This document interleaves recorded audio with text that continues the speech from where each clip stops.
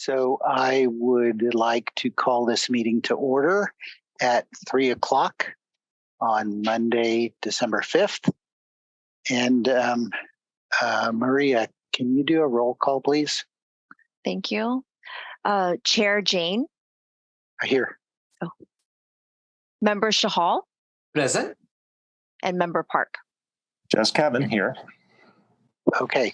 And so I would like to read notice. So this meeting will be recorded.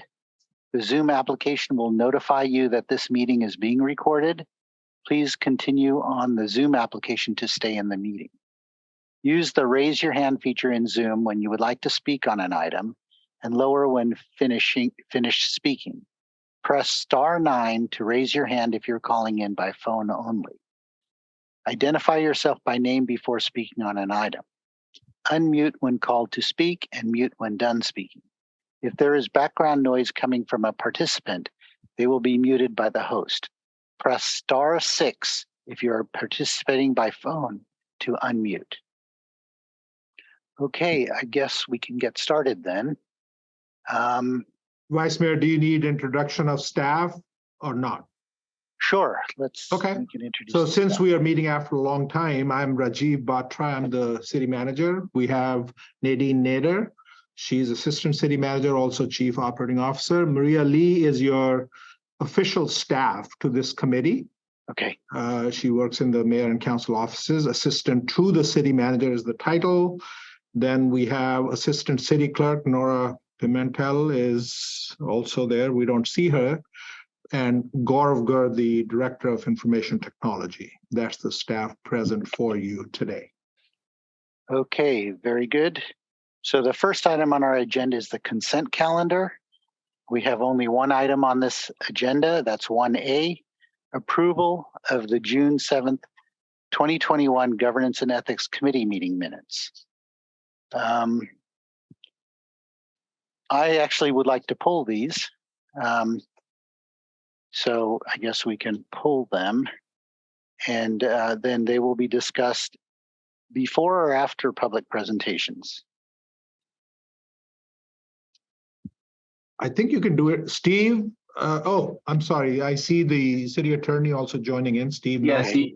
Steve, could you answer that, or is that just a procedural thing then the chair can decide? You can pull them. Pardon? You can pull them. Yes, I'm planning to pull them. I think I'm going to have public presentations first. Okay. Because we do have some members of the public, and if they want to say something and leave, they're welcome to do that. So we'll move into public presentations. Would any member of the public like to comment on anything? I see there's one hand. Kirk Vartan, you may unmute yourself. Yeah, hi. Thanks for holding a ethics committee meeting. It's great. And be great if we could see all the participants on screen as if we were in the council chambers. That would be wonderful, especially council members that are participating. So it's great to see faces. And one of the things that I hope that that you discussed during your meeting is the need or interest of having a third party outside ethics organization actually take a look at what's happening in Santa Clara and the concerns that were raised. Just because the election is over doesn't mean that the concerns have gone away. And I'm not specifically talking about the grand jury report, but all of the activities that happened within the city during the campaigns and whatnot, and to look at how council members were behaving during this process, and to review some of the practices and the decorum that happens during council meetings. I think most of the people on this meeting provide very professional behavior during there. Not everybody, but most of you absolutely do, and I really respect that. And people that are not here on this council in this meeting, or in the council but not on this meeting, who don't particularly do that, I hope there's some acknowledgement of that and trying to address that going forward. So I hope that you do look at an outside party for ethics training and ethics understanding and an evaluation, and not just try and keep that internal. Thank you. Thank you. Any other member of the public? I don't see any. All right, we'll move on to the minutes from the June 7th meeting. The reason why I pulled this is because we actually had a very lengthy discussion during that meeting, and there were action items, and there were some time certains for those actions to happen, and they didn't happen. So in fact, it pertains to every item. So the first was discussion and formalization of the CAC, and that was supposed to be deferred to the September 20th Governance and Ethics Committee meeting, which of course didn't happen. But the next meeting is actually this meeting. So it was not on the agenda for this meeting. So I imagine it should be put on the agenda for the next meeting. Okay. And then the second item that we discussed was actually a lengthy discussion of lobbying activities and calendars of certain city officials. And there was a motion made to bring this to the next council meeting or to a subsequent council meeting. And there was a discussion about whether this item should come back to governance and ethics. And I believe that our city clerk suggested that it just should go to council. So at some point, it should be agendized for a council meeting. And there were 5 recommendations made. One was to amend the public calendar ordinance to create different reporting standards between meetings with lobbyists and non-lobbyists, require council members and staff who are required to comply with the public calendar ordinance and registered lobbyists to report on the topics discussed and what they were seeking. So there was no recommendation to have minutes or recordings of those meetings, but simply the topics and the ask. The third item was city manager to return on staffing resources to support all of these efforts. And then the fourth item was to change the frequency of the lobbyist ordinance reporting requirements to align with the public calendar ordinance to require reporting to be on a monthly cadence. And that is why number 3 was to figure out if there was staffing resources to support that. Number 5 was the city clerk to return with a standard reporting template for lobbyists for how to report their activities. So that was the third item on the minutes. The fourth item was to review and provide direction to staff regarding proposed purchasing code reforms for possible recommendation to City Council. And the motion was to bring this item to the August 17th Council priority session. So I don't know if those reforms were already implemented in the intervening time, but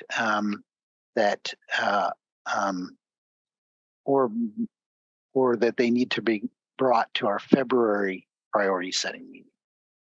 Okay. And then the fifth item on that agenda was discussion and direction regarding adjusting the start time for council and stadium authority and closed session meetings. And staff was recommending that council meetings should start at 6 p.m. and stop at about 11 p.m. But that was going to come to the next priority setting meeting. So perhaps that will be on the agenda for the February priority meeting. And then there was a review of the task force on diversity, equity, and inclusion, the naming of facilities, a policy for how facilities should be named. And that was to be continued to the next governance and ethics committee meeting, which would have been today. So, so I'm not suggesting that we change anything in the meeting minutes, but just to remind everyone that there were actions taken that are pending still, right? So is there a motion to approve, or are there any other comments? Okay, I see Nadine has a comment. Yeah. Oh, go ahead, City Manager. I think you Oh, all.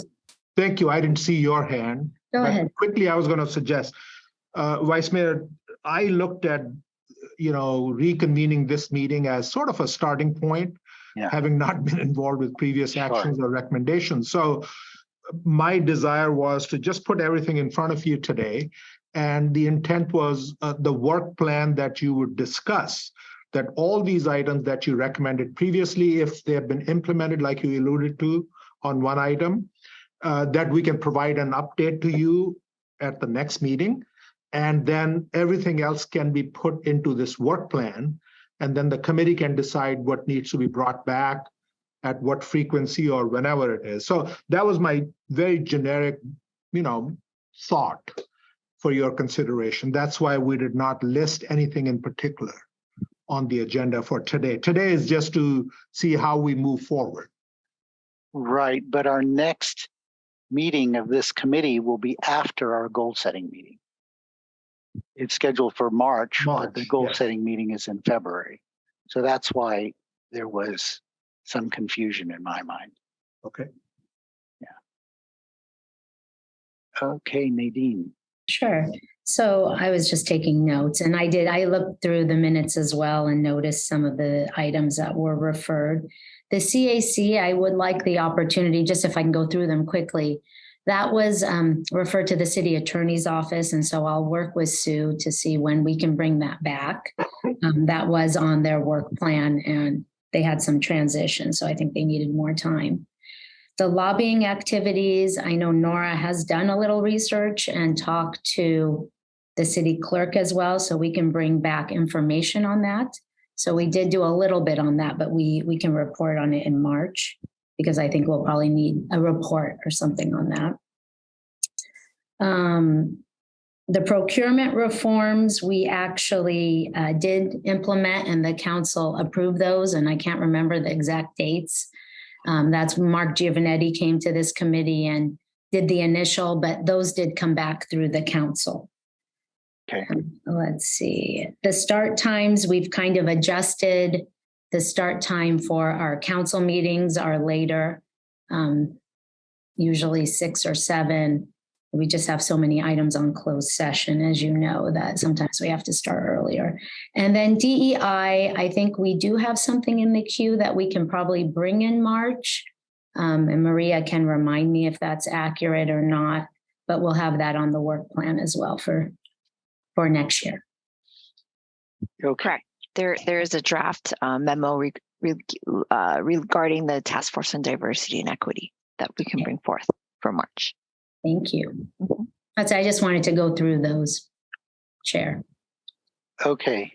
All right. I think we can then, do we have a motion to approve the minutes? So I would make the motion to approve, but I would like the items that are coming back. I would like the items that were supposed to come back time certain that were not presented at this time known. It's not about, it's just about, getting all the items noticed correctly, getting all of the items, like the status done correctly, not just accepting the minutes. Like they're noting that there's a lot of work that needs to be done. I don't know if how that gets captured. I think direction to staff is appropriate. Yeah, so I believe, well, I'll go to Councilmember Chahal. Thank you, Chair. Yes, so I think I had the same option, like we should bring this item back in the whatever as discussed by Assistant City Manager Nadine. and have a thorough discussion on these things unless we are taking some items on our priority session. So whatever item we are taking on priority session, we'll have a discussion on those at that time. But all other items we will bring back for discussion, especially like the lobbyist ordinance and calendaring. Like whatever report we have, we need to have a thorough discussion of that into the next meeting. And so basically these minutes we captured, but action items are required on all of them. And we need to make sure that we put that thing in writing, that action items to be taken up either at the priority session or at the following governance and ethics meeting. Those are my comments. And with that, I'll support the motion. I think Councilmember Park has made a motion. If not, Yes, yes, he did. okay, so with those changes, with those comments, I'll support that motion. Okay. Yes, go ahead. Councilmember Park, I can't see it when you raise your hand. Okay, sorry. I will try. I'm on my phone. As soon as my tablet gets charged up to the point where I can use that, I will switch. I think you can Just make try it- *9 to raise your hand. Okay. Do you want to try So- that? See if it works. Sure. No, I think I can raise it. I can just raise it like this. There, yeah. That Yeah. works. Okay. Did you have more comments? No, I was going to say I accept the modifications that Councilmember Chahal or Committee Member Chahal suggested, and I think we have a motion with a second. Okay, can we do a roll call vote then? Chair Jane, Yes. Member Shahal, Yes, and I see city manager hand is up. If Oh, you want- sorry. Okay, if it's not regarding this thing, then it's fine. Sorry. and Member Park. Yes. Thank you. Okay, that passes unanimously. We can move on to the two general items on our agenda. The first is discussion and direction regarding the City Council letterhead and correspondence policy. Is there a report? Yes, I have a report for the committee. For this item, at the City Council meeting on October 4th, 2022, the Council referred an item for policy discussion regarding the use of City Council letterhead and communication protocols. So there are two letterheads that are used for the Mayor and Council office's correspondence. The first is called what we refer to as the Mayor and each City Council member listed on the letterhead.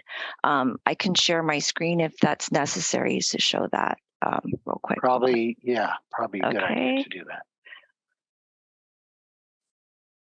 1 second.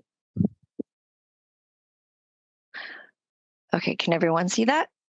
Not Not yet. yet. No? Okay, now we can. Okay. The City Council has a Mayor and City Council letterhead template, which includes the Mayor listed along with all the City Council members. The letterhead is used for formal correspondence sent on behalf of the City Council when it is consistent with policy actions and record of the full Council. For uses according to our Council Policy 003, which is guidelines for recognition of volunteers, community leaders, and outstanding citizens. Examples of those would be letters of appreciation or thank you letters, congratulatory letters, and in addition, letters of condolences. The Council Policy 007 refers to citizen complaints addressed to the City Council. At times, we will use this letterhead as a formal response letter to members of the public. And in addition, this letterhead is also used for our legislative advocacy position policy letters with those issues aligned with that policy.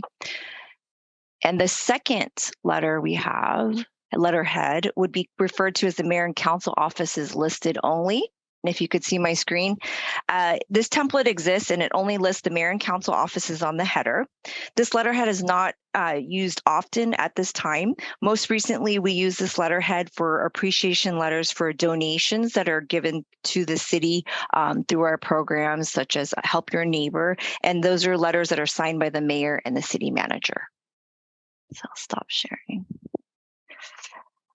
The members of the governance committee may want to discuss these options, and that is the end of my report. Thank you.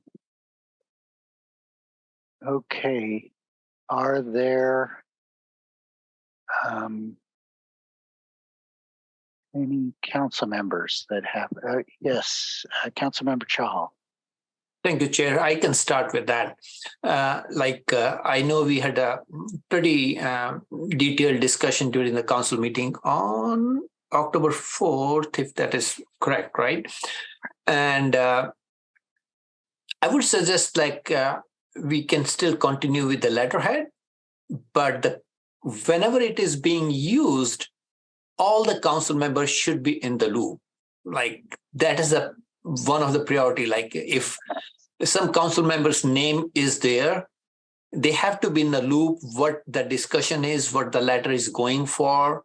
And if it is not super urgent, we will have to come up with the policy. If there is something which is urgent and that the mayor has to respond right away, then we have to find a way around what we can done.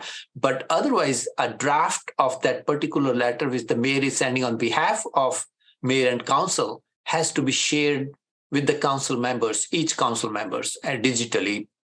We don't want a copy of the letter in physical, but digitally it should be shared with every council member. And if some council member have comments to make, amendments to make, they can send a suggestion back.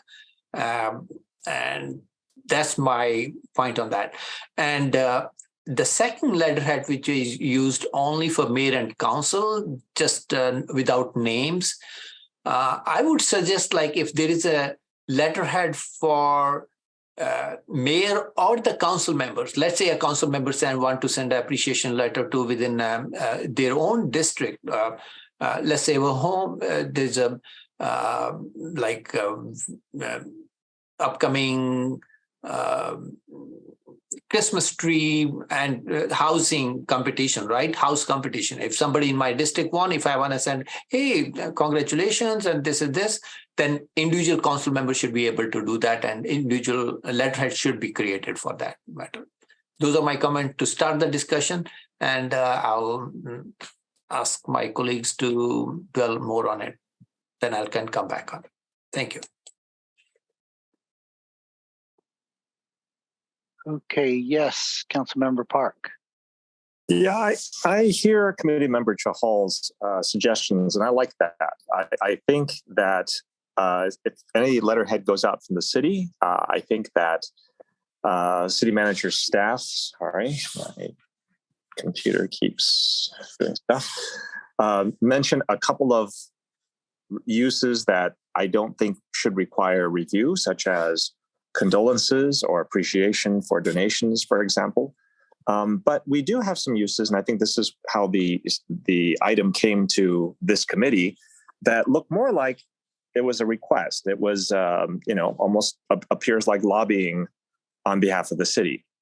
And in those cases that don't fall under the condolences or appreciation or, notice of donations, I agree that council members should be told what that letterhead is being used for.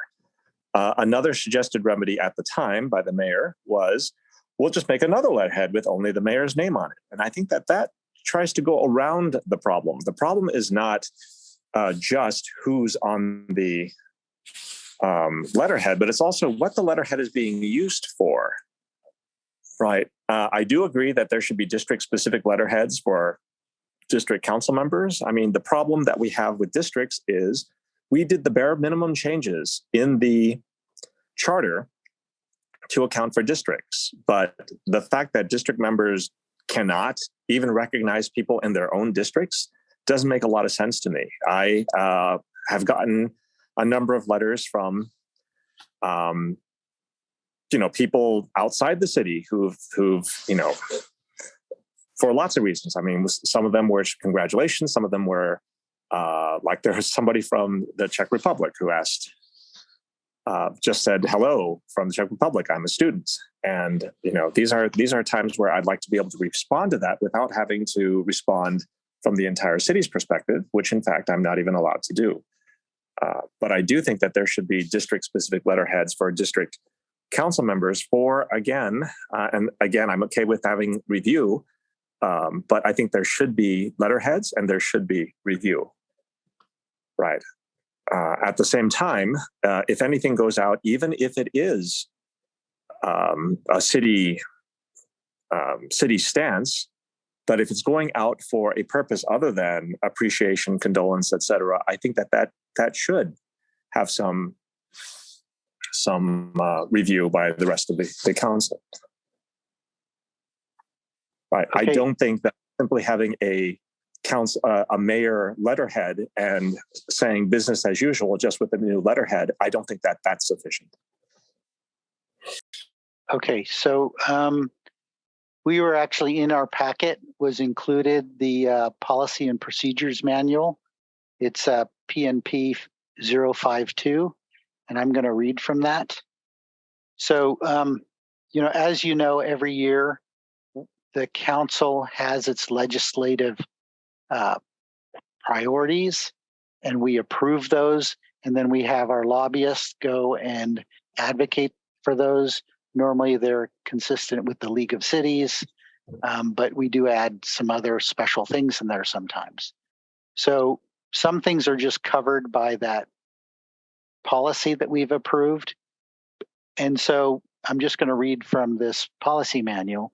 Number 3, if a council has previously adopted a policy directly relevant to the legislation or the proposed legislation is generally consistent with, or the proposed legislation is generally consistent with the city's overall guiding principles for legislative advocacy, or LAP, the mayor or city manager may sign a letter supporting or opposing legislation on behalf of the city as further detailed below.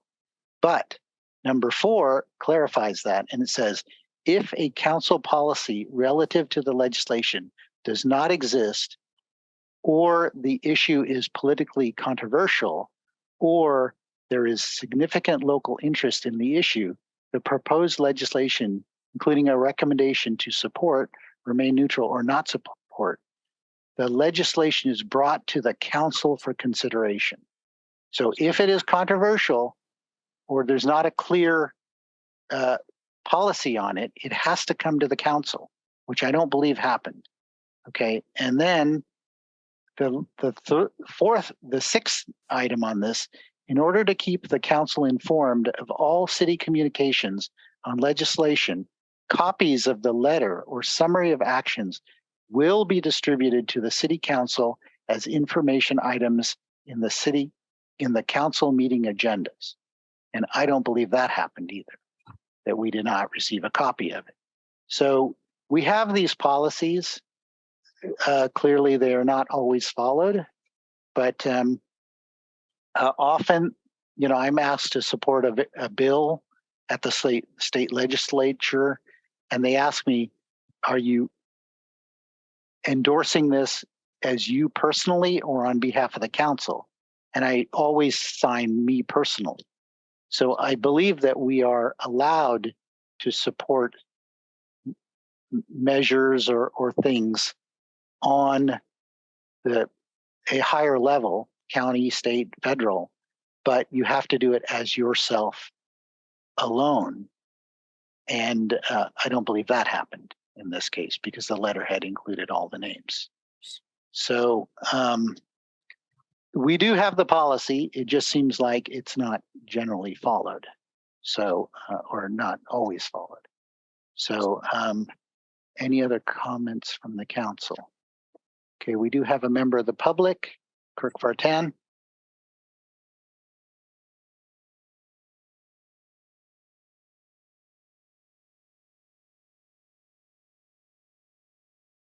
Yeah, hi, thanks for letting me speak on this. When I seen those 2 letterheads that were brought up, the second one, which doesn't have any names, seems to be redundant, but even less relevant than the first one because it doesn't say who the council members are, even who the mayor is. And it just seems like a redundant letter. I'm not sure what reason that would be used in general. So I would hope you would suggest to just get rid of that one. You have one letterhead that you use and maybe individual council letterheads with direction on how to communicate using that. If there's policies that you can't communicate with people outside the city or outside your district on letterhead, then that's the policy. But what I'm sensing here is because this council was not happy with how the mayor approached a particular letter that was sent out, you're trying to micromanage that role rather than look at good policy. And as Vice Mayor just read, you have a policy that is pretty robust when it's followed.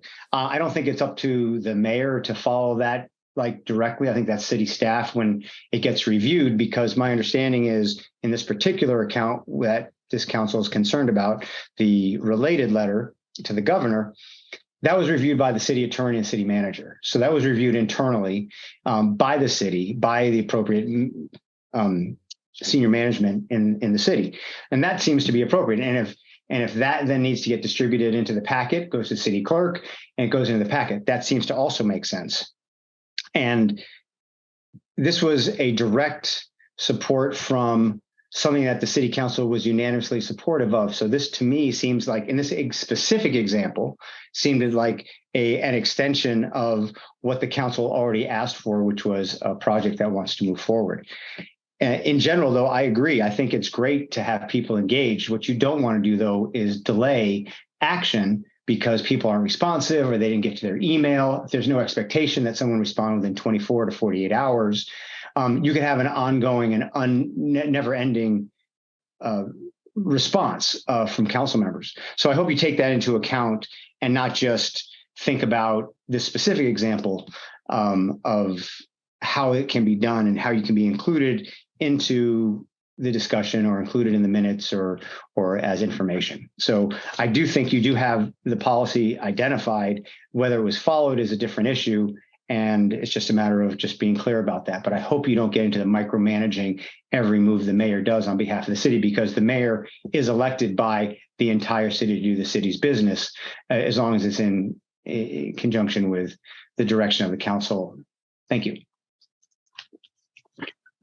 Okay, so I think there is something that we can maybe do about the letterheads, but in my mind, it seems like we already have the policy. It's not clear that the policy is always followed or everyone knows about the policy. So perhaps there should be maybe better training of new council members for what the policies are. But we should discuss things like whether we need to modify the letterhead and when we can use various versions of letterheads. So, Councilmember Park. Yeah, so I want to address some of the comments that I heard. One is like there's the general letterhead, which doesn't have people's names on it. And I would think that from a procurement perspective, like that would be good for having on hand so that you're never out of a type of letterhead, meaning that every election, it is possible that we'd have to get new letterhead. And I think that just having a quantity of the general letterhead would serve the purpose of always having a letterhead on hand, regardless of who's on council.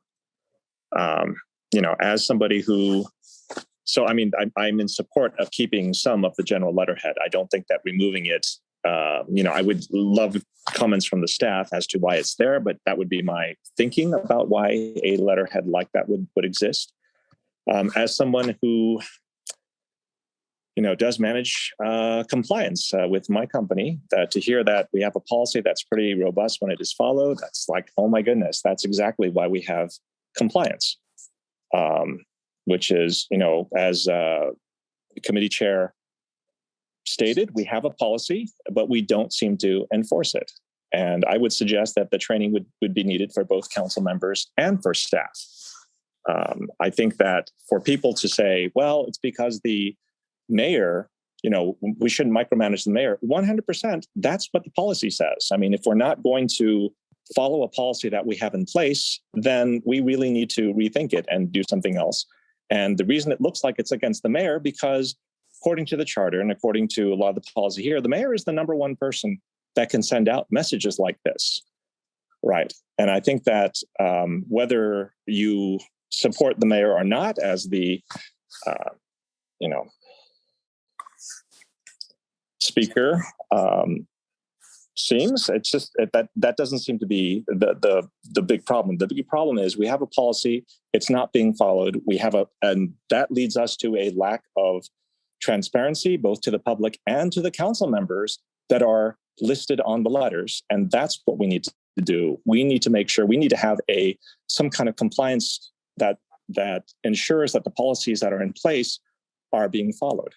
And by everyone. This is not against just the mayor. This is for everyone that's there. And I would like, I guess, a response from staff on how we're going to enforce the policies we already have in place without having to enact new policies. Okay, Councilmember Chahal. Thank you. I think Councilman Park rightly put it, like how to implement the policy. That should be our goal from both the perspective of council and mayor, as well as from the staff perspective, how we can implement it.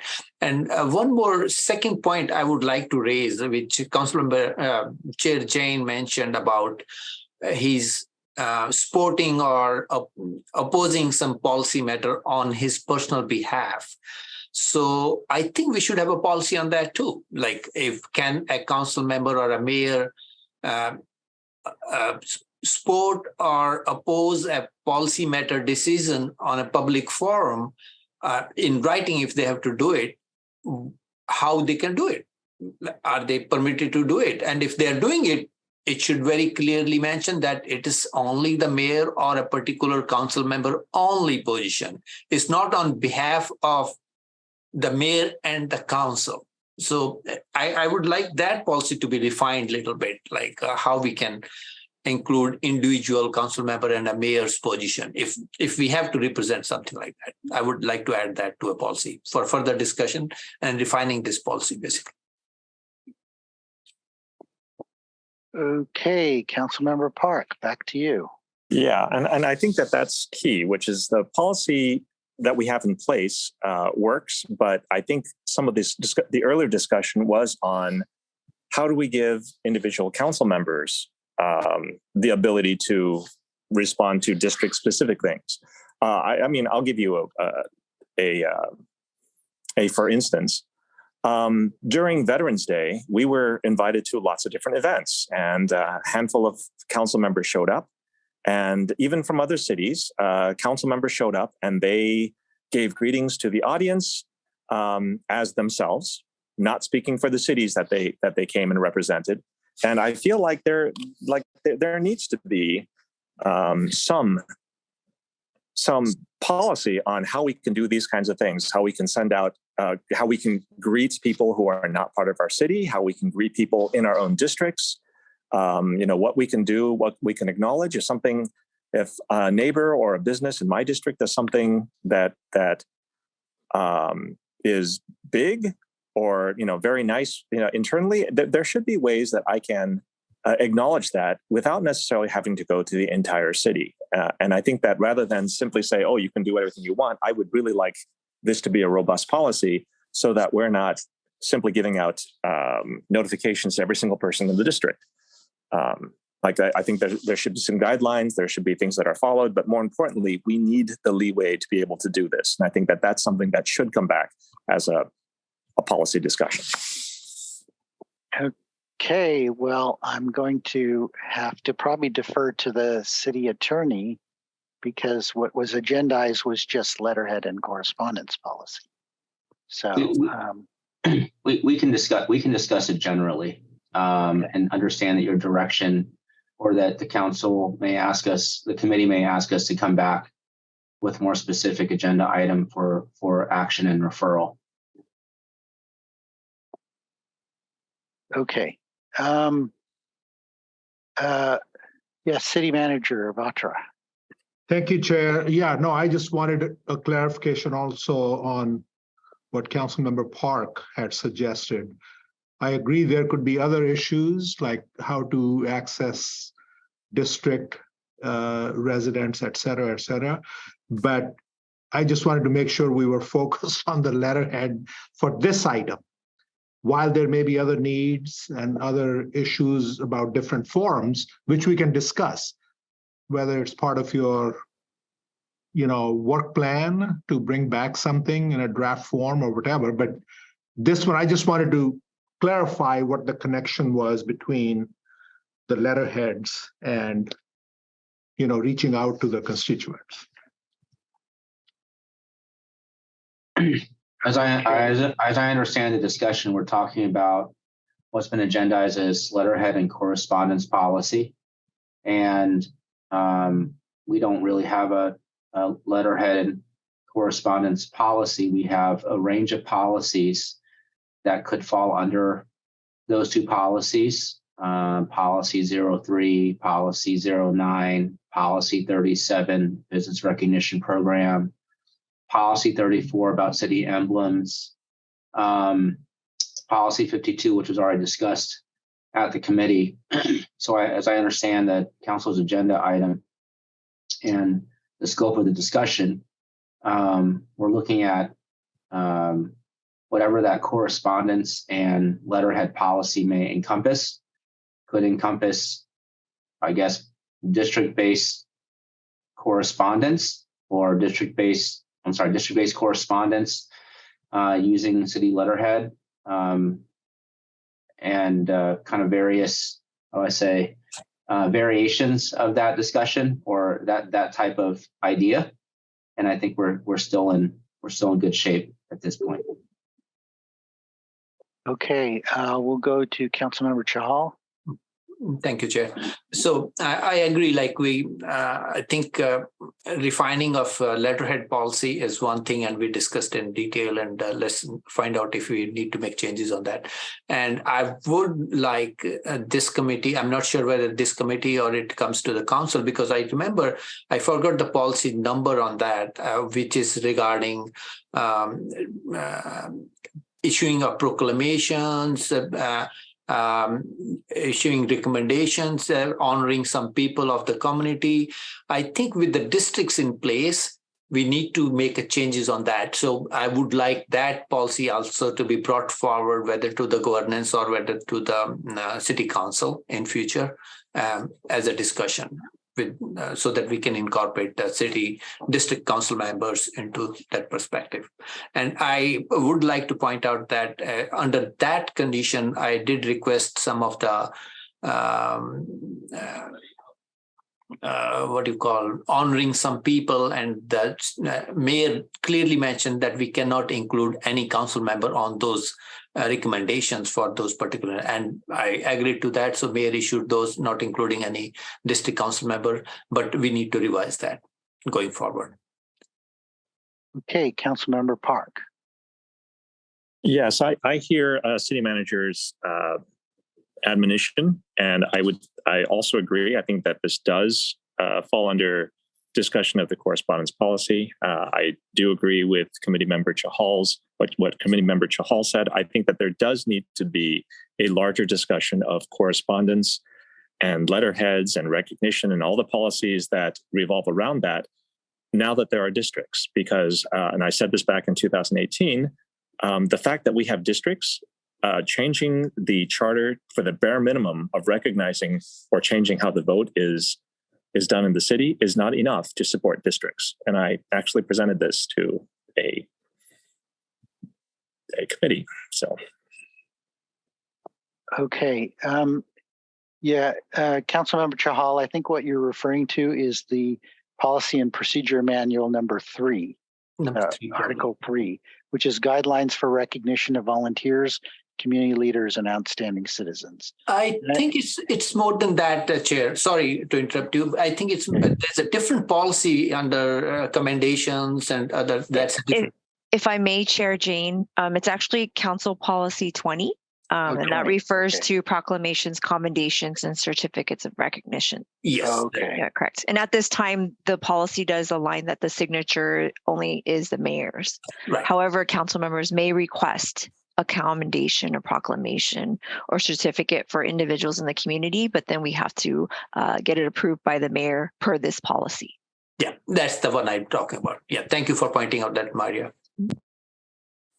Okay. Yeah, so I agree that we probably do need to revisit this in light of districts. And should we refer it to a future governance and ethics committee meeting? Agendize it for a future. I think that would be the best approach, Chair. City manager. Thank you, Chair. Yeah, Nadine is correct. You can refer to staff, but my suggestion would be, your second item is the work plan. And today we have, you have several items, committee members may have other items. Let's gather them all. This could be one of those, and then you can decide, whichever 2 or 3 items on priority basis, how you want to bring them back, because obviously we can't work on everything all together. Correct. Okay, is there a motion? So let me go back. Legislative. So I'm not sure what motion we are trying to make because we are bringing all these things back. I don't think you need a motion, Chair. Okay. I think Okay. we understand the council committee direction here.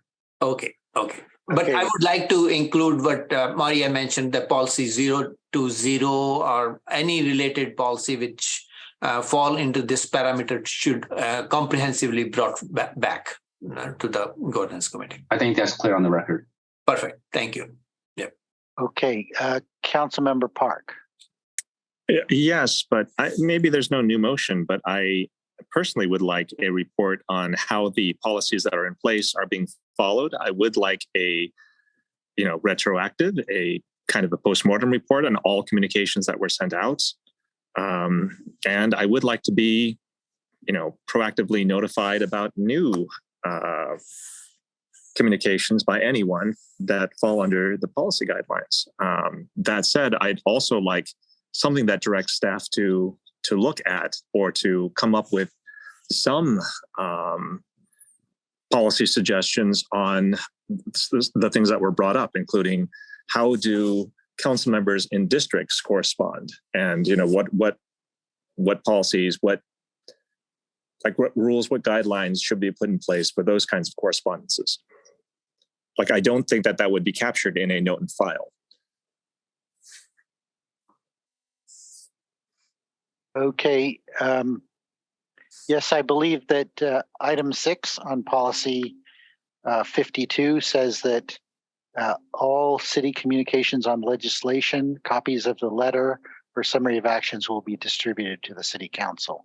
So I believe that that's what you're asking for, Councilmember Park, is copies of what's been sent out. Yeah, and again, retroactive for things that weren't sent out and how that policy is going to be followed going forward. Like how it's being followed now, and any changes, if any, that are being made so that to guarantee that the policy is being followed going forward.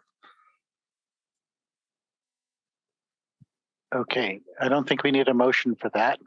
So we will move on to item number 3 on our agenda, which is discussion of the work plan for Governance and Ethics Committee. I don't know if there is a staff report. There was a document in our packet for the 2021 quarterly work plan. I don't know if you want to bring that up. But there was also, from the minutes of our last meeting, things that I had suggested, which were to discuss email retention times, LGB lists for board and commission appointments, a charter review, to consider changing from an elected to an appointed chief of police and an appointed city clerk. So those were pending from the last meeting. I do have a list of additional things that I've been considering for discussion, but I want to hear from my fellow council members. Is there a presentation? Maria, do you want to go over your report? I just have the briefing here from the RTC. So on October 18th, the City Council requested the Governance Committee to discuss the schedule and the committee work plan for 2023. As background, the review and approval of committee work plans usually follows the City Council's committee appointment process, which occurs in January of each calendar year. Staff plans to bring forward the consideration of a committee work plans at the January 31st, 2023 council meeting. As noted, that work plan would generally be approved after the first quarterly meeting, which would fall on March 6, 2023 for governance and ethics. And that's the end of my report. I do have the work plan if you want me to pull that up that was approved, but this one is the 2021 quarterly work plan. You could pull it up just so we'll have it on the screen, but you know, I've been reading the minutes for the council meeting for tomorrow, and the various commissions have been doing their work plans already. So they've been discussing their work plans in, I think, September. So I would imagine that this committee should have been working on our work plan the same as the other committees. Okay. Oh, and sorry, go ahead, Nadine. Sorry, I'm muted.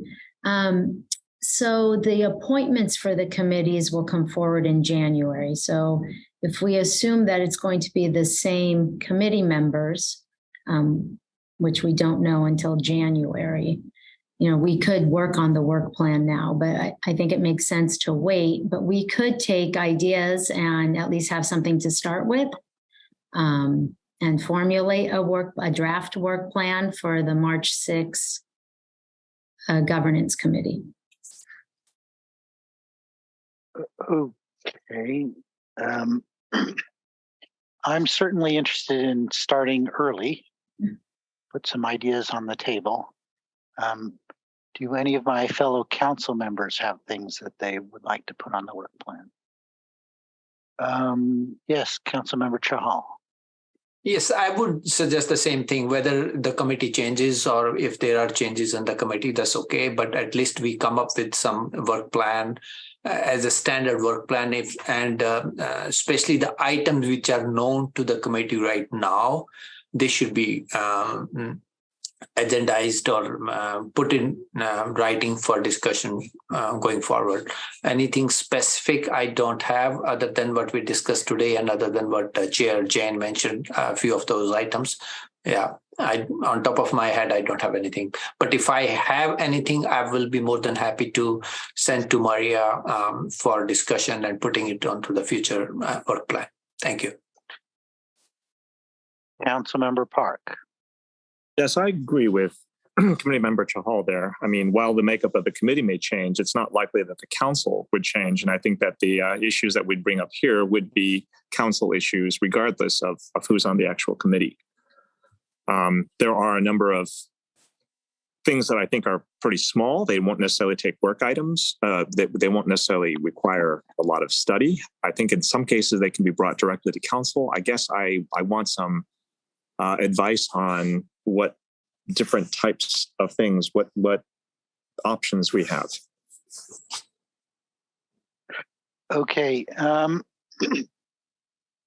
So one of the things that I have a number of things that I would like to get on the radar. One is the email retention times. So the city's policy says that city officials will keep emails and texts for 2 years. That's what the city policy says. And this is what I understand from the city attorney's office. But our emails are automatically deleted after 90 days from our city account. And I know that we can manually archive things, but if you forget, you get busy, and those things get automatically deleted. which I don't think is a burden that the city council members should have to bear. So I would like to discuss at some point changing the automatic deletion time for city council emails and texts. So I'm just going to put these out there. I don't think we want to have a lengthy discussion about these because these are not agendized. So there is some, and I think I discussed this with city attorney, there is some debate about how you can agendize an item for a city council meeting or a city committee. Let's say for this committee, I, as the chair, if either of my fellow council members wants to put something on the agenda, then if we have a discussion about it, that's a Brown Act violation. So I can't actually talk to any of my fellow council members on this committee about anything. So then we need a policy for how something gets on the agenda, whether it would be like an email to city staff that then avoids a Brown Act violation. So I know the city attorney and I discussed this. Do you have Correct. Would you like to say something about it? Yes, Chair, I understand that the concern is how the committee can operate and coordinate agenda items in compliance with the Brown Act. As a standing committee, it is subject to the Brown Act, and potentially any action taken by the committee could be challenged as a violation of the Brown Act if a meeting took place in violation of the Brown Act. And I understand your request to have staff consider a policy or protocol to agendize items at the committee level so that we can avoid those questions. Correct. So, but I was reviewing the minutes for some committees, and I noticed something very interesting with the library trustee committee. And it is that they put on their agenda a discussion of what to agendize. I'm looking at the meeting minutes from September 12th, 2022 for the Board of Library Trustees. And item number 4, 22-1143 is call for agenda items. And here it says recommendation, suggest topics for future agenda items. And Vice Chair Hintermeister said he would like to agendize a subcommittee for onboarding new trustees, including a list of expectations and roles. So I found it interesting that that's what the library committee is doing, but I have never seen that elsewhere. So it seems like different committees do things differently. That would be an ideal scenario to have all the committee members there at a notice meeting to discuss new business to be placed on a future agenda. Seems like the more straightforward policy. So the recommendation then would be to put that on, possibly to put that on the agendas for all committees and council. That's something that staff could look at, but it's a sound practice to have new business items on a standing agenda. I realize that this committee has not met on a regular basis, and perhaps when doing so, it wouldn't be so unusual to have such a discussion, have an item there for that purpose. Okay, I guess I'm going to go and get comments one by one. I have a number of things that, I would like to discuss for our work plan. I will go to City Manager Batra. Oh, thank you, Mr. Chair. So actually, I was going to ask a question. I mean, your example about library committee. I don't know if city attorney can weigh in on this one. I mean, council committee versus a library committee. is there a distinction, between the two memberships and how they handle things? That was number one, like Brown Act versus not. Second, Mr. Chair, I just wanted to share with you, having worked in City of San Jose for a number of years, I was staff to their Transportation and Development Committee, which was comprised of council members. So just like you're doing today, a work plan, those items would be, just put on a list, and then it was up to staff to see what items can come forward based on urgency or grants happening, for example, in transportation. We would list those in a draft agenda, which we would share with the chair of the committee. They would either bless it or tell us to drop something or add something else. So that worked pretty well in San Jose, as they have their committees very well established. So I just wanted to put it out there for your consideration. Okay. My sort of response to that is that I think everyone knows that the city of Santa Clara is highly politicized. So it's possible that the chair won't allow items to be brought up. So agendized. Okay, I will go to, did you have another comment? Oh, I got confused. I meant chair of the committee. Yeah, that's what I'm saying. That's what you were talking about? Okay. Yeah. So let's say I really don't want Raj Chahal to bring anything up in this committee. I could suppress all of his ideas. I'm sure Mr. Chahal will bring it up at the next meeting. I also just want to see if we can just be mindful of, not spending too much time on a topic. Yeah. Detail. Yeah. Okay. I will go to Councilmember Chahal. Yeah, so I only wanted to have some comments from city attorney. If I, as a committee member, want to have something on agenda and I send it to the staff, not to the chair, not to the other members, and only to the staff, is that okay to send it to the staff, and they can basically, the city manager mentioned, the staff can compile all the list of agenda item without even naming that this came from committee member Chahal or committee member Park or committee member Jain, and then the chair can look at it and then put it on the agenda. Is that a way we can do it, city attorney? I think on one hand that's fine. On the other hand, as the chair just alluded, it's the chair's agenda, it's the chair's committee. So you presume that he or she would know or be able to control what goes on the agenda, which is why and just to be clear, there are exceptions for scheduling, logistics among a majority of council members, but and that's all. So I think the safest practice, and I like hearing City Manager Batra's practice in San Jose, really is to get all the committee members at a publicly agendized meeting to discuss what should be placed on the agenda next time. Okay, thank you. Councilmember Park.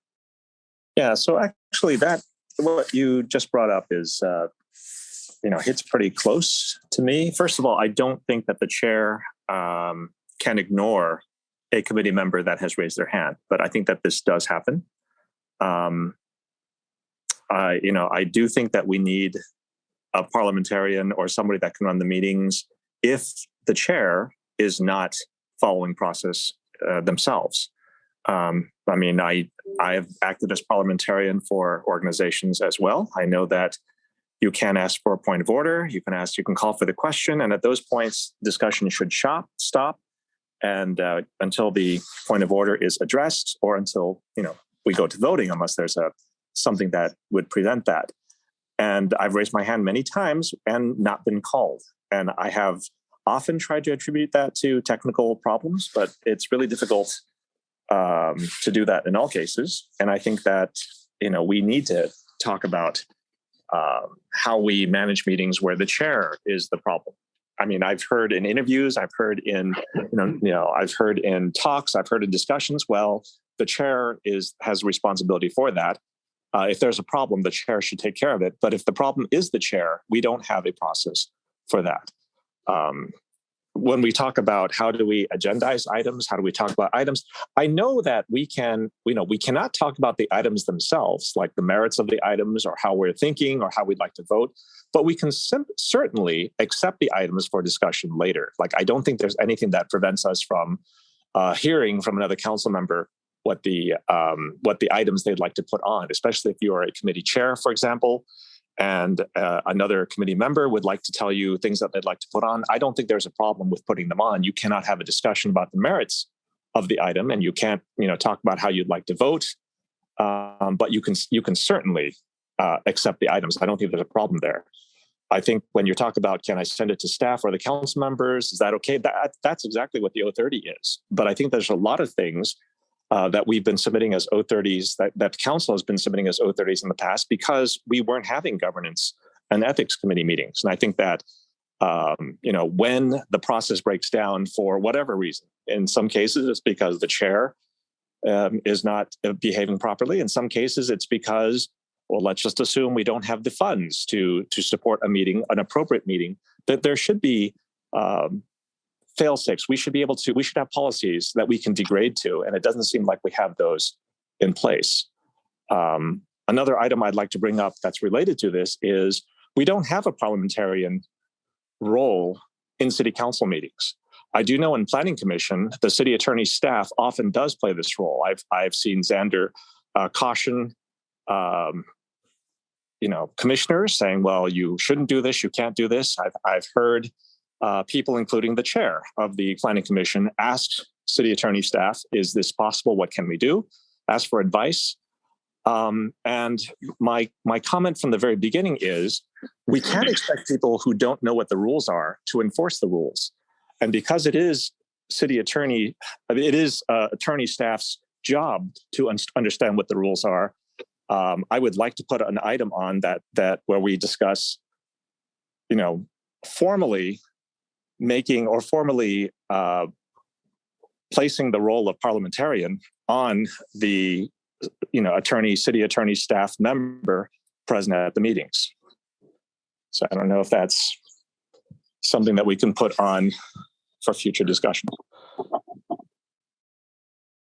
We can certainly consider it for an item for this committee to discuss in our work plan, how we want to recommend something to council. Yes. I think in the case of committees like this and in planning commission, the chair rotates every year. So you have a new training that you have to do. Whereas, in the council level, that changes every 4 years. So it's not quite as and that no way guarantees that the people chairing the meeting, even if they're, for example, chair because the actual chair has to leave the meeting, there is nothing that guarantees that knowledge or that experience is there. And we need to have something that covers for those cases. Okay. I am not going to go to the public for every item. Makes no sense. We will go to the public after we are completed with this item. Okay. Other things that I wanted to consider are the 030 policy. We're not supposed to spend a lot of time discussing the 030s, but we end up spending a lot of time discussing the 030s. And we seem to be getting a lot of 030s on admonishments, which seems to chew up quite a bit of time. So I'm just going to put that out there as something that we might want to do some sort of reform of the 030 policy. The other item that I wanted to put on the agenda was an appointed city clerk. This would have to go to ballot measure, but there should be maybe a charter review committee or something that would need to be in place to go to an appointed city clerk, and then similarly to an appointed chief of police. I submitted a 030 for this on August 30th of 2022. Then another thing is that now that we're in districts, there are some district specific things that we should be considering. Like, of course, I want to have everything in my district. I want to have all the parks in my district. I want to have all the schools in my district. I want to have all of the parties in my district. Okay, so we should consider how we apportion fairly across districts, whether we have a tracking of money spent or services per district. So that's something that we will probably want to discuss. The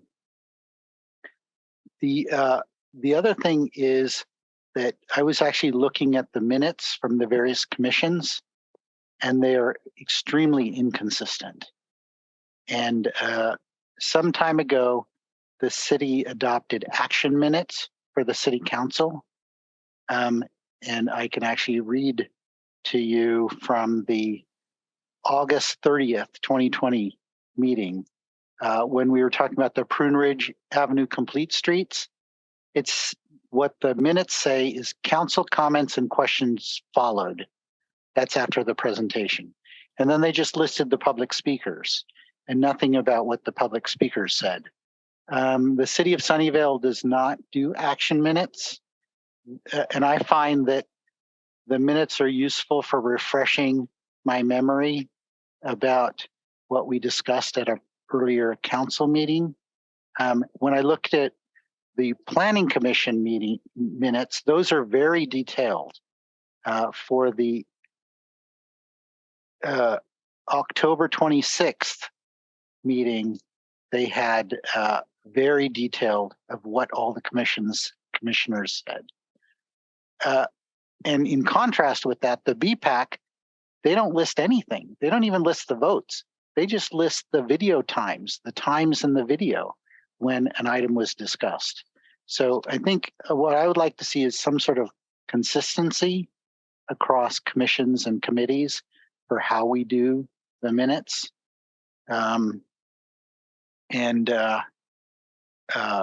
Related to that, I would like to see that that we have transcripts. If I look at Sunnyvale, they have transcripts of all of their meetings, and that's easy to do when you're on Zoom because Zoom would automatically create the transcripts. But we should consider that. The other thing that I like about Sunnyvale is that they provide both the video recording and the audio recording. And the audio recording is nice because you can download the audio recording and you can listen to it while you're in the car.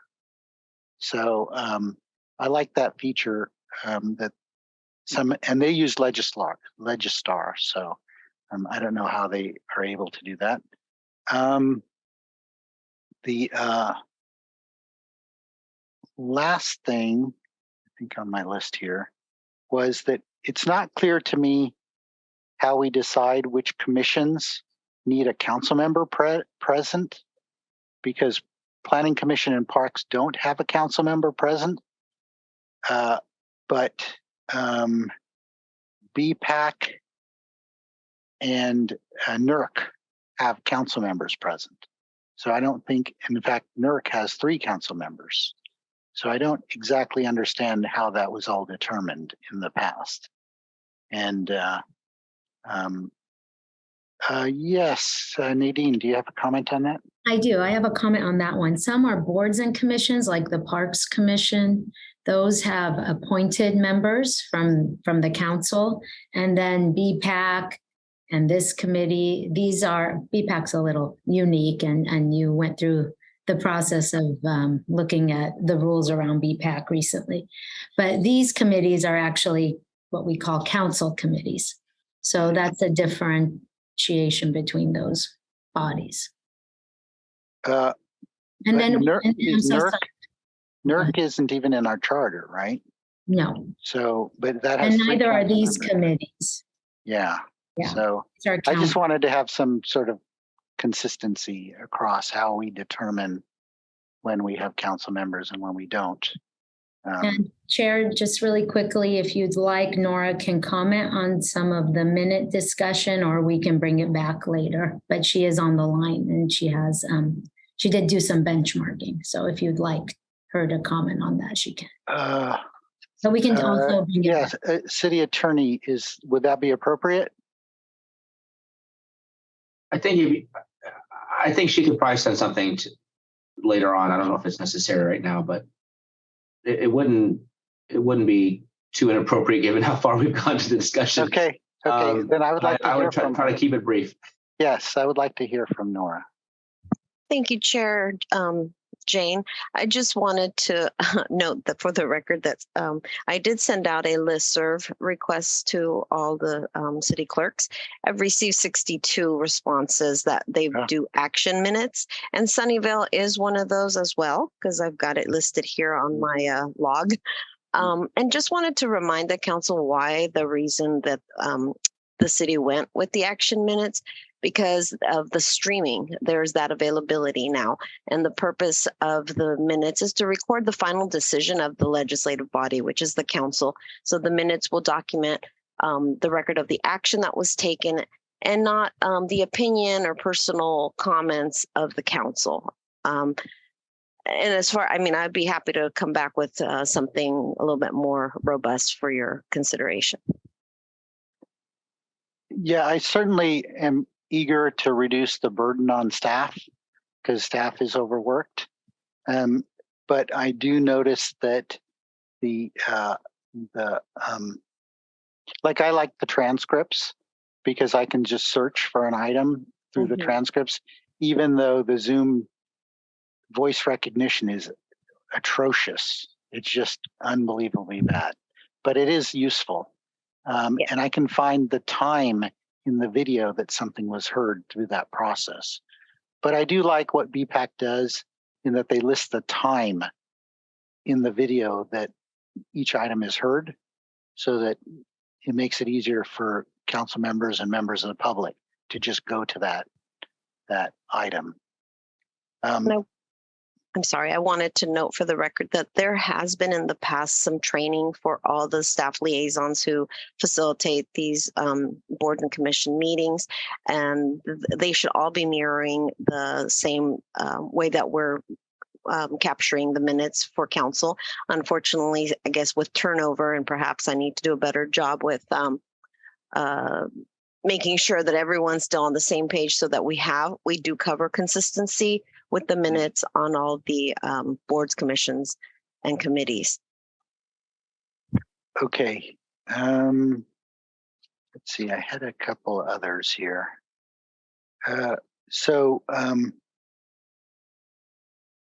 Certainly, one thing that I would like to consider is that when I see the applications for our commissions, there's just one application for each,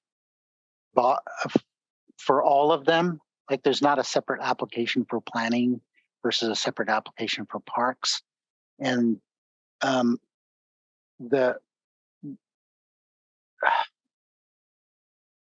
it seems to me that for certain things like planning commission, if somebody has not attended a planning commission meeting, they should be, even now that we have virtual ones, they should be disqualified. It just doesn't seem that high a hurdle for somebody to apply. But, and then we need to come up with a methodology for how we decide what questions that we're going to ask the applicants for the various commissions. And then the last thing is that we do need a policy on tours, operational tours, because it's clear that we have no policy. And that's what I had for what to put on our work plan. This is why I want double the number of governance meetings.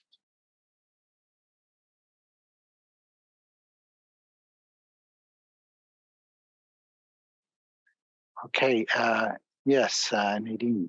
Yes, I'm going to actually ask Maria to compile the list that we just went over, and we'll confirm with you, Chair, that we can re-listen to this, but I just want to make sure we're all on the same page because there were quite a few items. So, Sure, and I'm happy to discuss with her if she wants to just call me. I can go over what I had on my list. Thank you. Councilmember Park. Yeah, so I'm going to talk about other things as well. I mean, looking through my notes now, I got kind of distracted by so many other issues. But the email retention times, I agree. If the city policy says keep emails for 2 years, but our emails are automatically deleted after 90 days, that does seem inconsistent. And it seems inconsistent in a way that people looking at the city and our process from what we publish, they would have different expectations. And, I think that we should make that consistent and we should follow what we publish. I mean, I think that for compliance, it's not that you have a process. The process that's followed should be the published process. And if there is a discrepancy, then you need to change one or the other or both in order to make that compliant. I think that's what compliance is. I do understand that we wanted to comment. We were saying, well, now we've got this technology called streaming, so we don't really need to record the opinions and discussions. We can just do the final decisions. But again, if those technologies also come with transcripts for free, no matter how bad they are, they're sometimes better than nothing. I don't see why we shouldn't use the technology that we're using to justify not having opinions and discussions to give us as much of the opinions and discussions that they can give us through the transcripts. I do know in the past, like Planning Commission, I have paid many dollars to get audio recordings from planning commissions like 10 years ago when we still had audio recordings. And that was very useful. Often in my notes, I often put a timestamp on what we discussed or something that I'd like to go back on so that I know where to look for that. But then again, for our planning commission, we didn't really have the option for video, but I'm saying if we're going to use the fact that we have streaming to justify not doing something, then I think that we should use the technologies that streaming gives us, like transcripts to give us a benefit as well. When it comes to video, there's a lot of small things that we could do to make the video better. For example, you could just put on the screen, this is what's being discussed at this time. This is the item number. And that way people can just quickly scan the video to find the topics that they're interested in. That's not something that we do. And I'd love to have a discussion on how we can do those kinds of things. Right. There's so many. I would like to also add, I want to make sure that the parliamentary process, that is still there.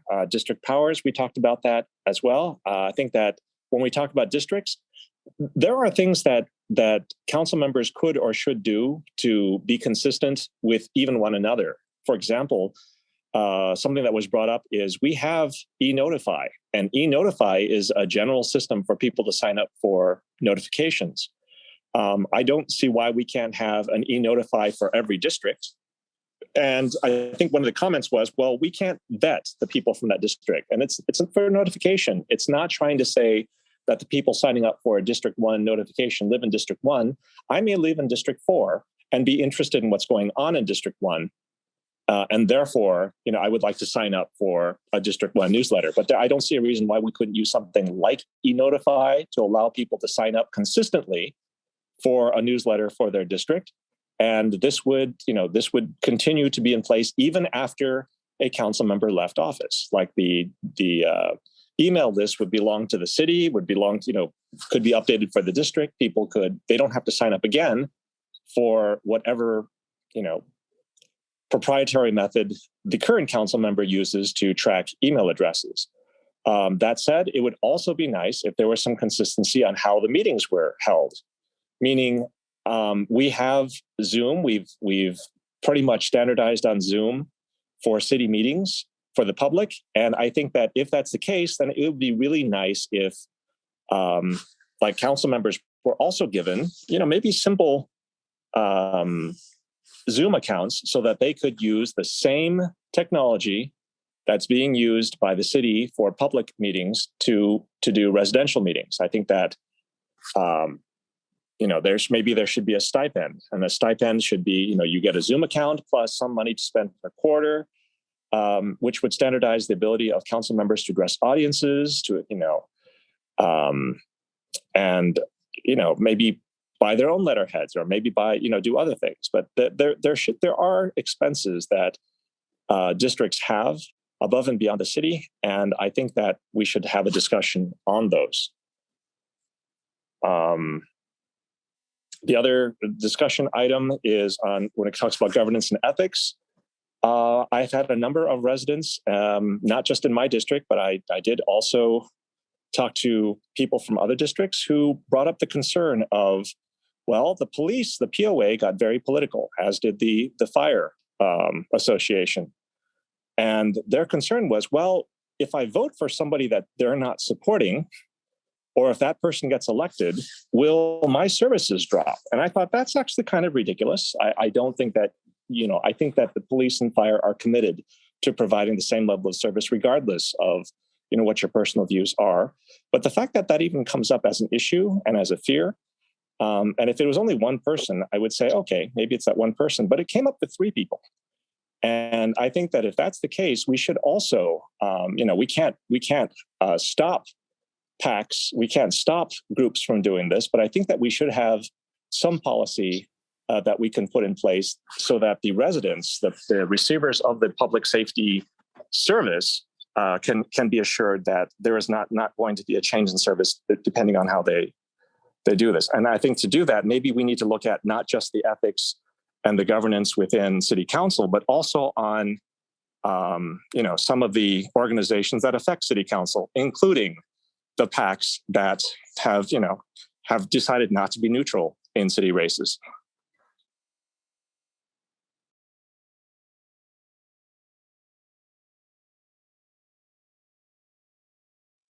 Chair, you are muted. City Manager Batra. Mayor, I heard Councilmember Park's last comment, and I was kind of disturbed by that. I mean, he's sharing what he hears from his constituents, but I don't know if it's a policy issue that should be, directly to the city manager. And I can assure you that, it should not be by who you vote for, and your services will be impacted by that. It's an administrative function. We are supposed to provide equal service to the entire city. If for some reason there's a cutback, that should be for the entire city. So I just wanted to put it out there. I was a little disturbed by that, even fear in the community that if they voted for someone that POA or fire department, political group didn't like it, that service will not be provided. No, they are all held to the same standard response time. It's citywide. So I just wanted to put it out there just to clear the record. Okay, I'm going to go to Councilmember Park, but I don't want to have a lengthy discussion on this. Okay. Understood. I want to acknowledge that I was actually pretty disturbed myself. Actually, I dismissed it out of hand when I first heard it. And it wasn't until the second and third time that I heard it that I thought, oh, this is actually something that people are worried about. And again, it's not about, reforming the POA or other organizations, but it is about coming up with a public safety policy that people can refer to, that we can refer to, say this is why or this is why you should be assured that your level of service will not go down. And I think that from this is disturbing. I agree. We would like not to hear this. I agree. But in the cases where the reality is this is what happens, then I think that we should have something to address it. Okay, I guess I'm going to go to the members of the public now. Kirk Vartan.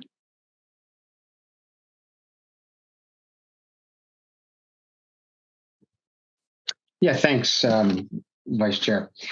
So unfortunately, a couple of these comments go back to probably about 20 minutes ago when they were made, so they're not as relevant or as current as some of the current topics that you talked about. But email retention, I think it's absolutely appropriate to request email retention to be consistent with what the expectations are that the public has. So I hope we can do that. I do know there's a cost for it. At one point, the IT guy was here. I don't know if he's still here. He can probably talk to what that means. I can't imagine it would be a huge burden to extend that because there's so few council members. You're not asking it for everybody or the handful of probably city manager and some of the other senior staff that you need to retain emails for. But I hope that you do follow up on that. I did find it ironic that Councilmember Park was talking about good governance and being a parliamentarian, when oftentimes in council meetings, those exact behaviors are not followed. There's no silence when the gavel hits, or they have to be shut down. Just that's kind of ironic.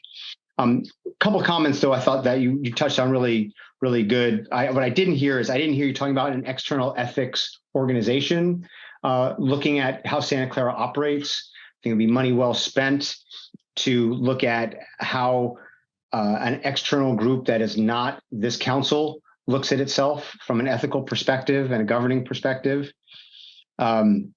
I'd ask for you to think about council responsiveness. If a member of the public requests something of the council via email, that they actually get a response from the council member. I can cite multiple examples with this particular council, even members of this particular committee, where I've extended emails to and have not gotten even a reply back saying they received the email. I feel like I'm just ghosted.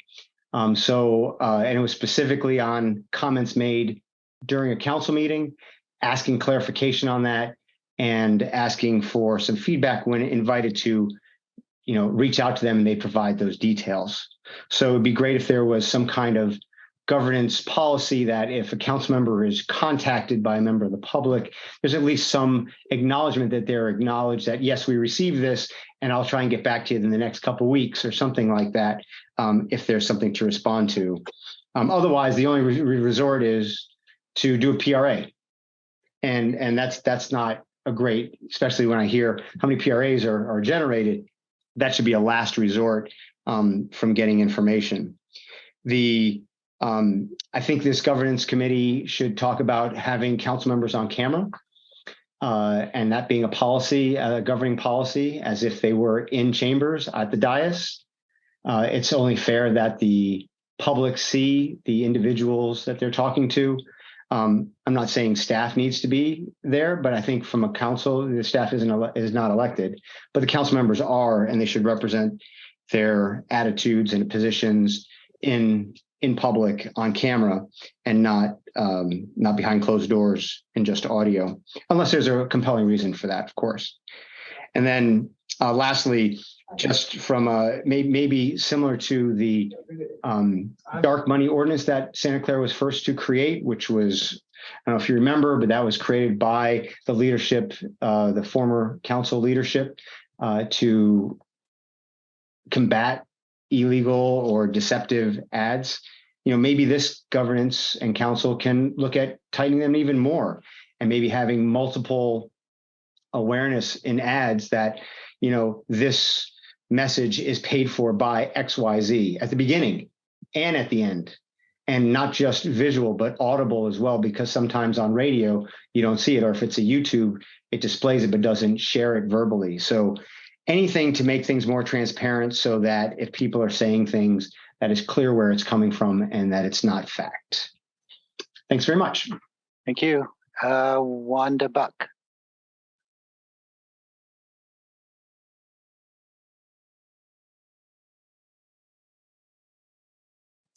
Hi, I don't know if I've come to the right meeting, but Kurt rather reassured me that I had. I've talked to Raj about this before, and I'll probably take it to the council, but I was all excited about finding we had an ethics committee. And I realized that it's ethics on how you govern. And I'm looking at something a little bit broader. I really appreciate your time, and even that you are meeting, the skip meeting sort of bothered me. I had written out something that's really quick that says that I know that everybody wants what's best for Santa Clara, but there's an apparent need to address the divisiveness, which I think is ethics involved within our community. And, it's in our whole country. And it's dividing people, and the council members are divided, and people are led to be on one side or the other, and these negative ads that take things out of context and make looking like lies. It's all has to do with ethics as far as I'm concerned. And I'm realizing that this committee has maybe a narrower scope, but I think we need to seek some humanity and get some additional help and positive resolutions that could include a reorganized or newly formed group to address ethics and civility, even result in stress reduction and activities like a retreat, other meetings and opportunities, mindfulness, meditation, reading the book, Nonviolent Communication by Marshall Rosenberg. Other government entities are embracing this, and I've always been proud of Santa Clara, and I think we need to come together rather than just even the facial expressions between council members at meetings.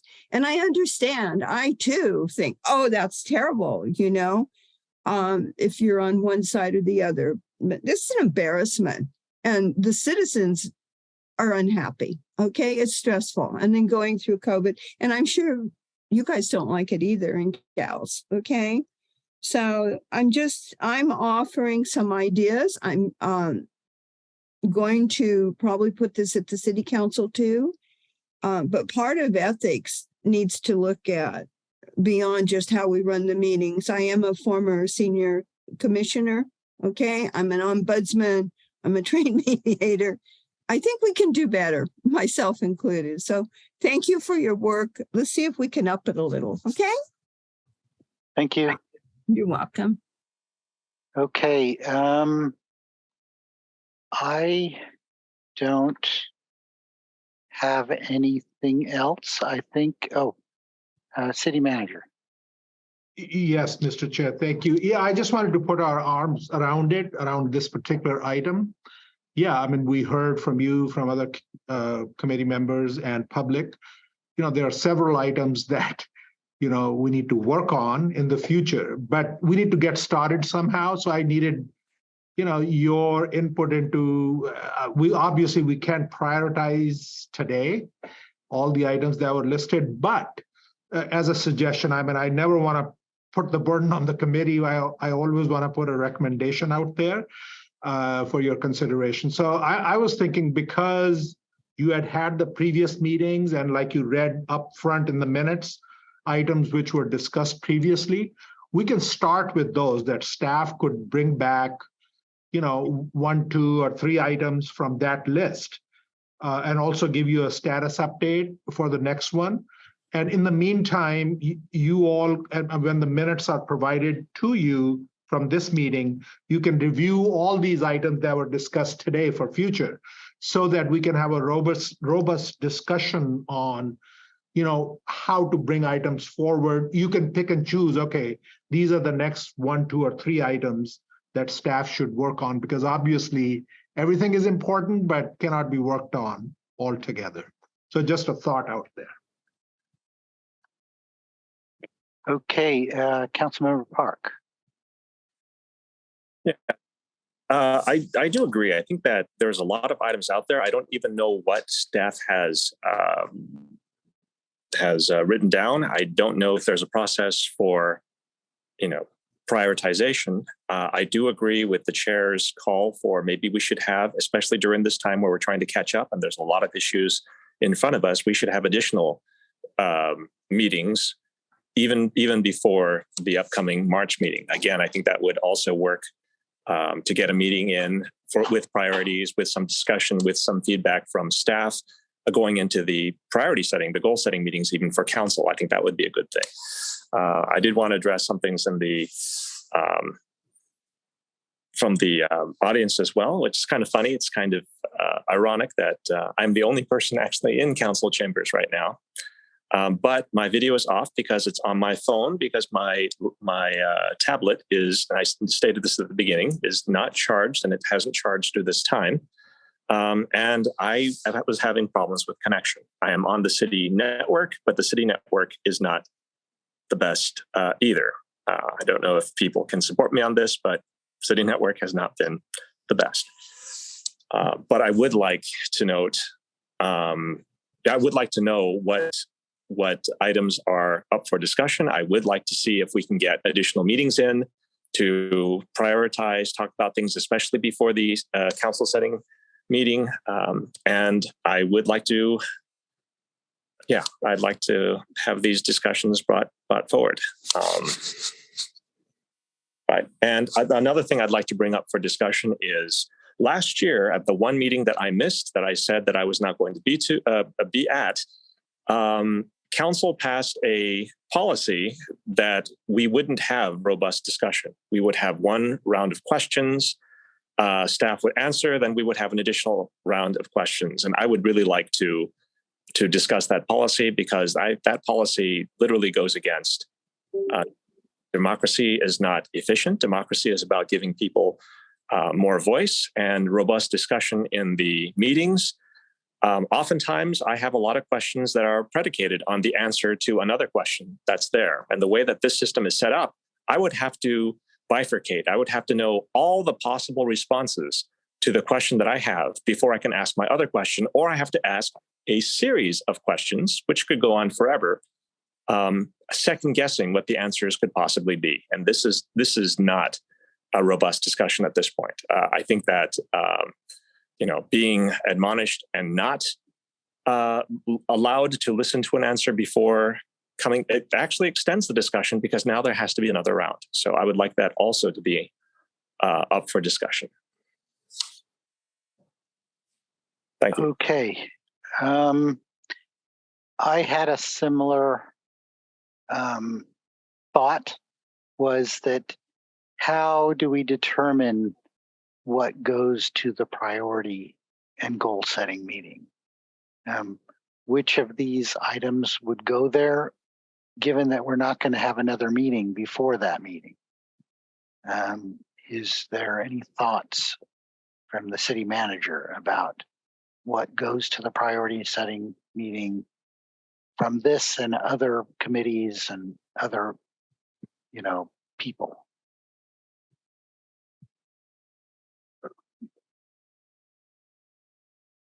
Honestly, didn't give it a very serious thought before this, but I would still suggest starting with what was in the minutes from before.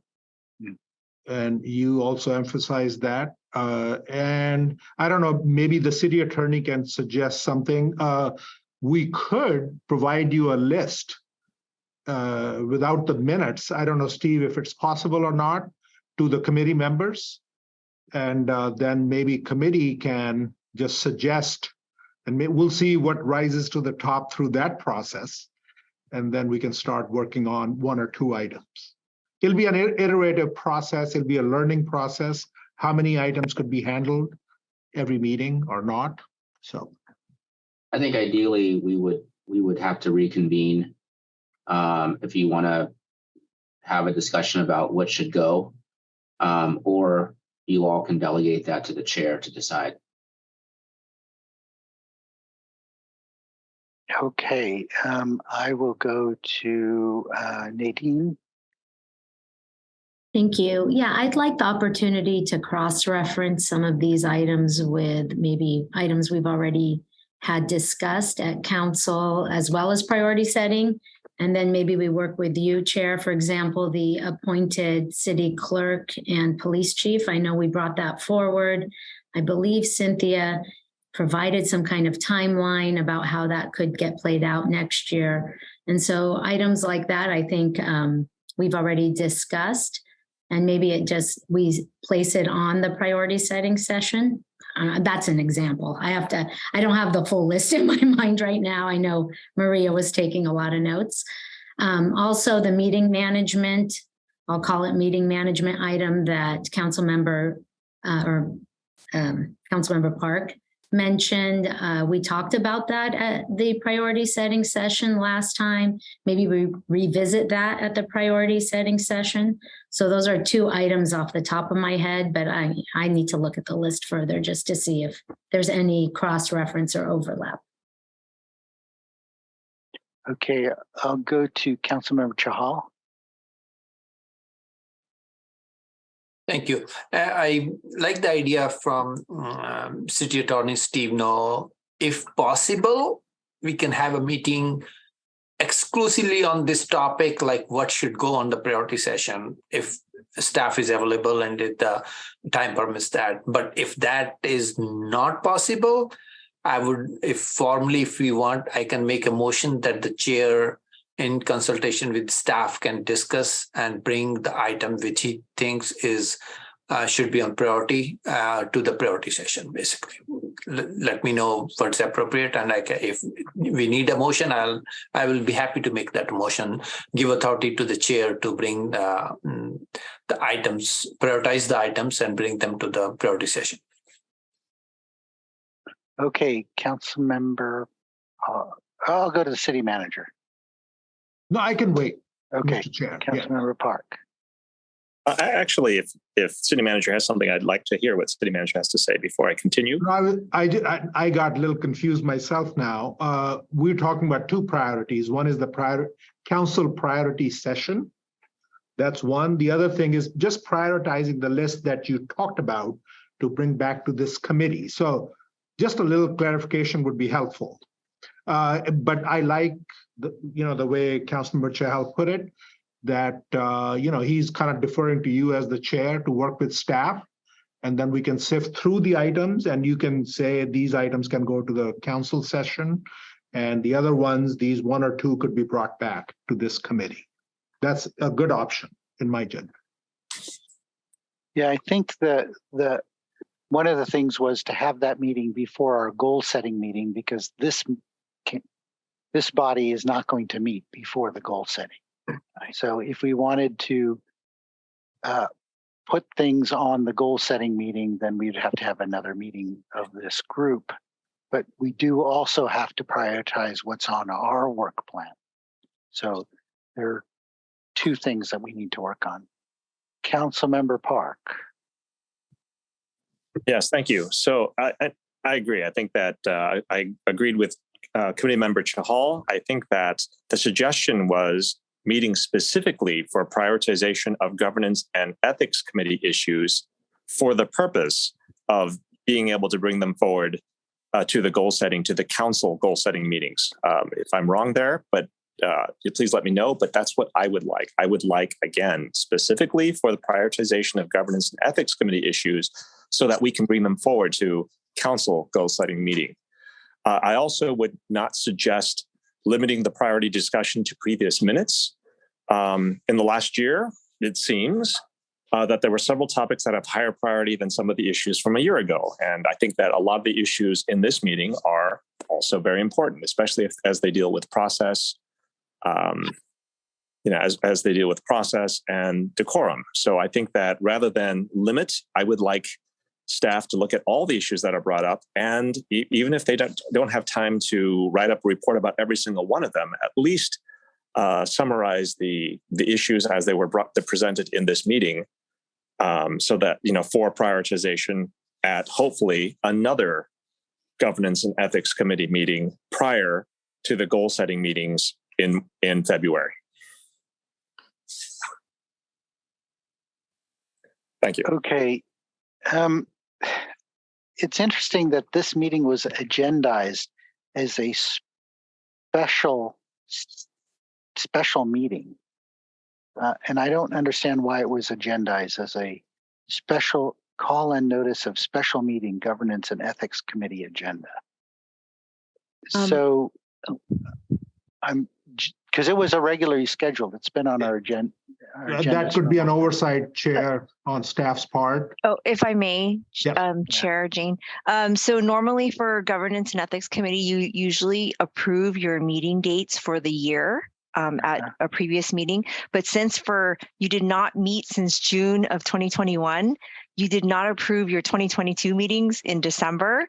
And so technically, because we didn't approve a calendar of meetings, I have to call it a special meeting because there was never an approved governance 2022 schedule. That makes sense. I see. Good answer, Maria. Okay, very good. And on a lighter note, it's a special meeting. This is the only meeting we had in 2022. It is special. It's special from that perspective. Special from that perspective. And I think to that point, we did list the 2022 schedule that we were proposing in the RTC. So if I don't know if you have to actually vote on it, but then we could at least agendize those for 2022, Nadine. So that way we wouldn't have to call March 6th a special meeting. I don't think we're properly noticed for that approval Okay. today. But Agreed. Yeah. Okay, then we can I do it just in the want to make future. sure. Okay. Okay, So thanks. so we can have another special meeting before the goal setting meeting. Mr. All Chair, right. that would make sense. Let's just, yeah, I know it's a little bit of burden on staff, but it makes sense Okay. to have another special meeting focused on the priorities. And we'll try to gather all this information, give it to you in advance, and then we can have that special meeting, and then you can divide into council priority session and priorities for this committee. Very good. Let's see. I think that is the end of our agenda. So is there a staff report? We do not have, or Nadine. Sorry, Nadine, sorry. I actually just wanted to clarify back to, and I'm sorry to do this, but back to our first item regarding letterhead and the legislative policy. I wanted to confirm before I said anything because I thought we did that. We actually are in compliance with the policy. Christine Jung, who does our legislative program with Townsend, she attaches any letters that we've sent out to our quarterly reports to you. So I wanted to make sure, but we can come up with a better process if that's not working. But I wanted to make sure to put that on the record that we are following that item 6 that you read. So the letter that the mayor sent to the governor did come to us? I think I'm talking if I about could- our LAPs. That's a could. different topic. I could just clarify that, just Chair. I do think that the question of whether or not that what the mayor's letter constituted is. We mute. Okay, love you. I'm sorry. I understand the chair's question about policy 52. As I read that policy relates to legislative advocacy, i.e. relating to legislation. I think the question here is whether or not the mayor's letter is considered legislative advocacy. And I did not read it as that. But it does raise a big question as to whether or not that policy should change to capture what the committee may want to cover. And I think we have direction or a sense of the committee that we should explore a number of policy revisions that could capture anything that could be considered what the mayor sent out to be under either that policy or a separate policy altogether. Okay. All right. I guess we're moving on to committee members' reports.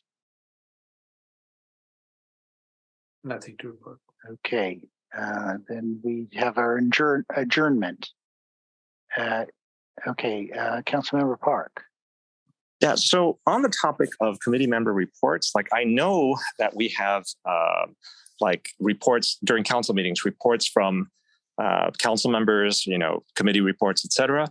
But I don't ever recall getting reports from meetings where people are liaisons. For example, we have a couple of liaisons to Sister Cities Association, for example, for PAL, for example, that we don't hear any discussion from. And my question is, maybe we should agendize.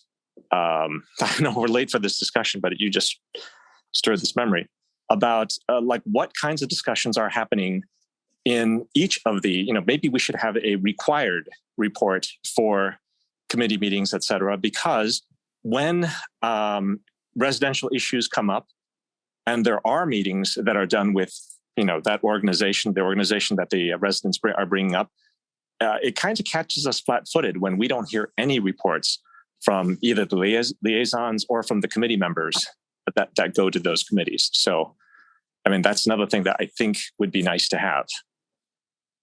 Right. Okay. Yes, my understanding is that council members are required to report if there was an expense, like if they were paid to go to a conference.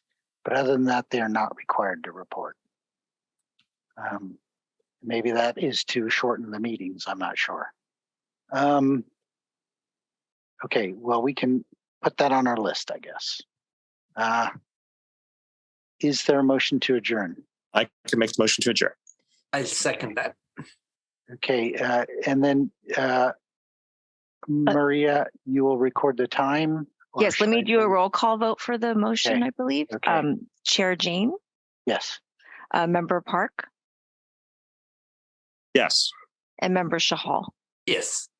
Thank Okay, you. this meeting is adjourned at 4:50. 4:55 PM. Thank you, everyone. Thank you. Bye-bye. Thank everyone. you. Bye. Bye-bye. Thank you.